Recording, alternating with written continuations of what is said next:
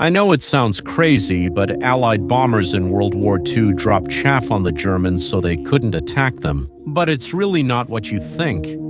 It all has to do with the beginnings of stealth technologies and concealment. A while ago, we saw how Allied bombers hid from acoustic locators just by dropping bottles. In that video, we briefly mentioned the procedure from this video, talking about how it allowed planes to hide from German radars. But I think it's a topic worthy of a full video.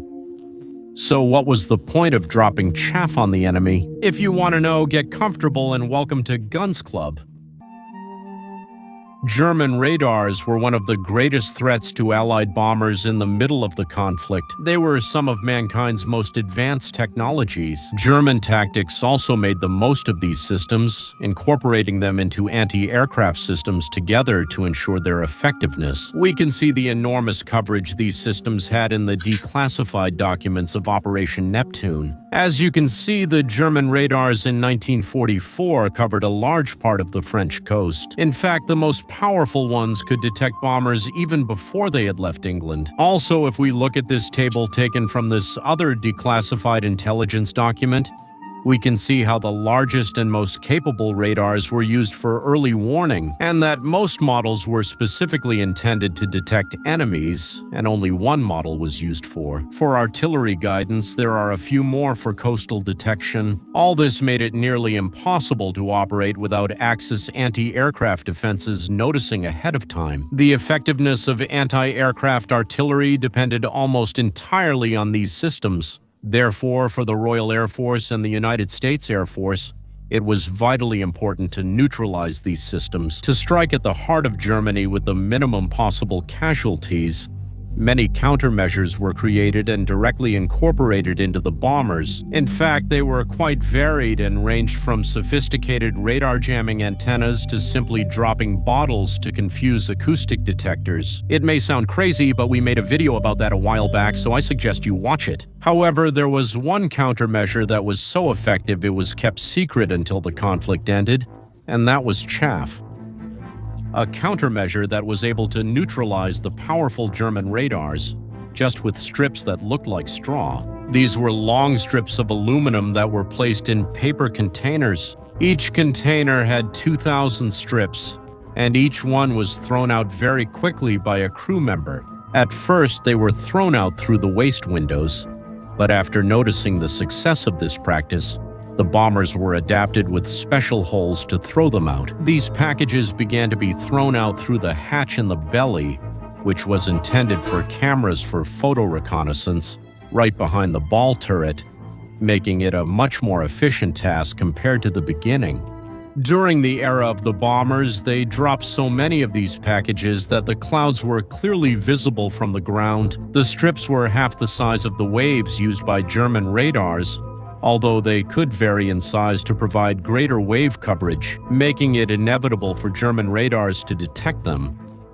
This whole procedure made German radars vulnerable. The clouds of chaff created false signatures on the radar screens. These errors made it so the Germans had no idea how far away the bombers were, much less how many there were. It's hard to determine where and how many interceptors to send for defense, or that they would directly fire anti-aircraft artillery at places where there weren't any bombers at all. This was quite a significant problem since it made the anti-aircraft units rely solely on visual or acoustic detection, rendering them completely useless during bad weather or at night. In other words, technically the Widow or the Chaff completely disabled the German air defenses, leaving anti-aircraft defense solely to the Luftwaffe and its interceptors. If we look at this declassified document, which discusses countermeasures for German radars, we can see this interesting chart about chaff. We see how it is dropped from the belly of the PG-7 bombers, and also how the German oscilloscopes look with and without chaff. We can even see how massive the clouds created by the aluminum strips were. Extremely interesting. The first use of this countermeasure was in July of 1943 during the attacks, and the reduction in casualties was so drastic that it was decided to implement it gradually. Among all the bombers, the most notable operation where chaff was used was in the prelude to D-Day. Hundreds of Royal Air Force bombers and ships were synchronized to create one of the greatest diversion maneuvers in history. This was Operation Glimmer Untaxable. The objective of these operations was to concentrate all German defenses in areas far from the real location.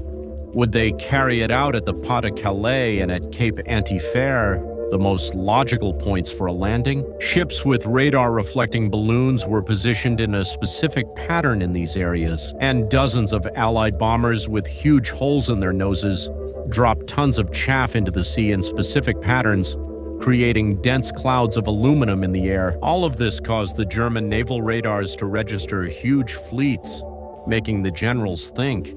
At these sites, the landing was expected to take place hours before D-Day, and thousands of units were mobilized to these locations in anticipation of the landing. However, we all know where the invasion actually took place.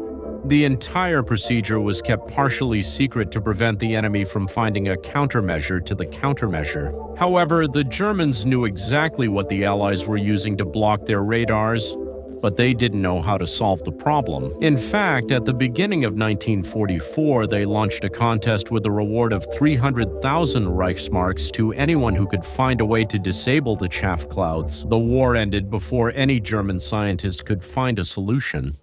Interestingly, the solution was simply to make radars that oscillated in wavelengths. To make it harder to manufacture the aluminum strips, it was impossible to make strips that covered all wavelengths. However, the investment to develop new radars was too high. For Germany in 1944, which was fighting a war on both fronts and could barely keep the country afloat, this technology, which is strangely quite unknown, was partly responsible for the great success the Allies had attacking the heart of Germany. Therefore, it doesn't deserve to be forgotten, but it's always omitted when talking about bombers, which is quite sad. Did you know it was really dangerous to move inside the BX-6 Superfortress? Well, in this video, you'll find out why. Thanks for watching this video, and goodbye.